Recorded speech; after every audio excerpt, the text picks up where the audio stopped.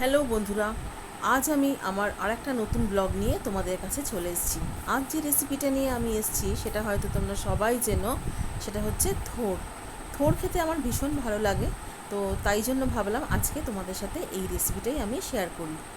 থোড় রান্নার জন্য প্রথমেই আমি থোড়টাকে খুব ভালো করে ধুয়ে নিয়ে ঝিরিঝিরি করে কেটে নিয়েছি, একদম পাতলা করে কেটে নিয়েছি। আর 1/4 কাপ মতন মুগ ডাল ভালো করে ভেজে নিয়ে ধুয়ে জলে ভিজিয়ে রেখেছি।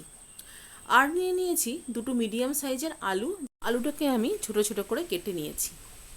এখন কড়াইতে সর্ষের তেল দিয়ে, এই রান্নাটা কিন্তু সর্ষের তেলেই বেশি ভালো হয়, সেই জন্য কড়াইতে সর্ষের তেল দিয়ে তার মধ্যে দিয়ে দিয়েছি সাদা জিরে, অল্প সর্ষে আর কাঁচা লঙ্কা। ফোড়নটা ভালো মতন ভাজা ভাজা হলে তার মধ্যে কেটে রাখা থোড়, আলু সব ভালো করে জল ঝরিয়ে এর মধ্যে দিয়ে দিতে হবে। আর এর মধ্যে দিয়ে দিয়েছি যে মুগ ডালটা ভেজে ধুয়ে রেখেছিলাম, সেই মুগ ডালটা। সমস্ত কিছু ভালো করে দিয়ে এর মধ্যে এখন মিশিয়ে দেব পরিমাণ মতন নুন আর হলুদ। থোড়ের এই রান্নাটাতে কিন্তু খুব একটা মশলার প্রয়োজন হয় না, খুব অল্প মশলাতেই কিন্তু এটা ভীষণ টেস্টি লাগে।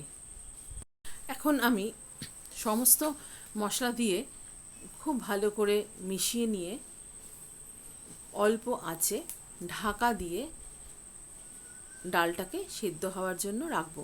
সাথে আলু আর থোড়টাও কিন্তু খুব সুন্দরভাবে গলে যাবে। আমার থোড়টা এখানে ভীষণ কচি, সেই জন্য আমি আলাদা করে সেদ্ধ করে নিইনি। এই রেসিপিটাতে থোড়টা কিন্তু আলাদা করে সেদ্ধ করার কোনো দরকার হয় না। এখন আমি এটা ঢাকা দিয়ে রেখে দিয়েছি। এই রেসিপিটা আমি আমার এক বান্ধবীর কাছ থেকে শিখেছি। ওর হাতেই আমি প্রথম এই থোড়ের রেসিপিটা খেয়েছিলাম আর আমার ভীষণ ভালো লেগেছিল, যার জন্য ভাবলাম আজকে তোমাদের সাথে আমি থোড়ের এই রেসিপিটা শেয়ার করি।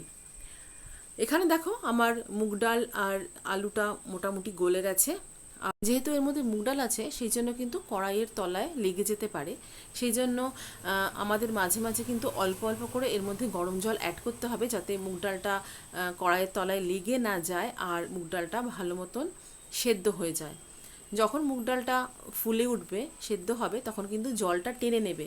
সেই জন্য সেদিকে একটু লক্ষ্য রাখতে হবে, যাতে মুগ ডাল বেশিও জল না হয়ে যায়, আবার মুগ ডালটা একদম শক্তও না থাকে। সেই জন্য দেখো আমি অল্প অল্প করে মুগ ডালের মধ্যে জল অ্যাড করেছি।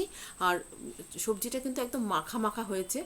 আমার সবজিটা মোটামুটি হয়ে এসছে। এখন আমি এর মধ্যে অ্যাড করেছি অল্প চিনি, কারণ চিনিতে টেস্টটা খুব সুন্দর আসে আর সবজিটা কিন্তু একটু মিষ্টি মিষ্টি হয়। আমার সবজি কিন্তু একদম রেডি। আর সবার শেষে আমি এর মধ্যে অ্যাড করেছি একটু দেশি ঘি। ঘি অ্যাড করলে এর স্বাদটা যেন আরও দ্বিগুণ বেড়ে যায়। তোমরাও কিন্তু এইভাবে থোড়ের রেসিপিটা রান্না করে দেখো, দারুণ লাগবে। ঘিয়ের সাথে মুগ ডালের যে আর থোড়ের যে একটা কম্বো, সেটা জাস্ট অসাধারণ। আমার থোড় রান্না কিন্তু একদম রেডি। তোমরা আমাকে কমেন্ট বক্সে জানিও তোমাদের কেমন লাগলো।